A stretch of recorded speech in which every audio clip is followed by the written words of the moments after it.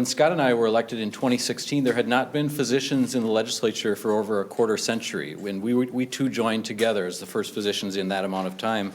And in 2017, in response to that, as he says, Senator Gazelka sent up the special committee to give some physician input into the medical issues facing our state.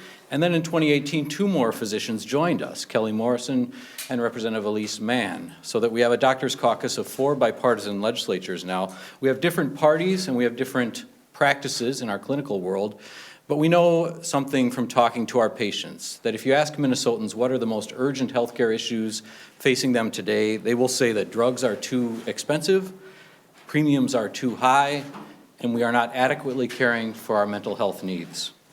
And these are 3 bills which emerged from that special committee and are supported by all of us, designed to address those concerns.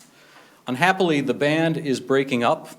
We will not have 2 of these physicians in the next session after 2020. Representative Elise Mann is retiring, as is Senator Scott Jensen. So this is our last session and our last opportunity to speak with our bipartisan physician legislator voice. The Drug Affordability Commission, let me make 2 points about that. First is that insulin is really the spark that has lit the flame on this. Insulin is a relatable issue because diabetes affects a broad swath of society, and we know that it's a cheap medication which should be affordable and accessible to all. But having addressed that problem and working to solve that problem opens the door to every other medication which is life-saving and essential: anti-epileptics, antihypertensives, anticoagulants, inhalers. And how will we address price gouging on those questions?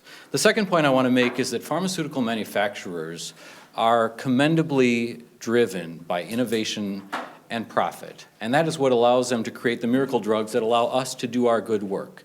But within their ranks, they have bad actors who are overpricing certain medications because they can. The classic example being epinephrine, a cheap medication to manufacture and produce, essential for young people who have bee sting allergies or peanut allergies, which now markets, I believe, at approximately $400 per unit. It's inexcusable, and it's simple price gouging. Minnesotans deserve a government oversight commission which can intervene in those situations. The second bill is tax credits for high premiums for our farmers and our entrepreneurs who are purchasing health care on the individual market. These people know that their premiums are in excess of 15, 20% of their incomes at times. This bill would cap that at 9.6% of their incomes for all earners across Minnesota. And finally, mental health. We want to create a system where patients in Minnesota are guaranteed by their plans to receive at least 4 visits at a low premium, low deductible, $25 per visit, 4 visits a year with a mental health provider. That's what we're trying to accomplish with these 3 bills.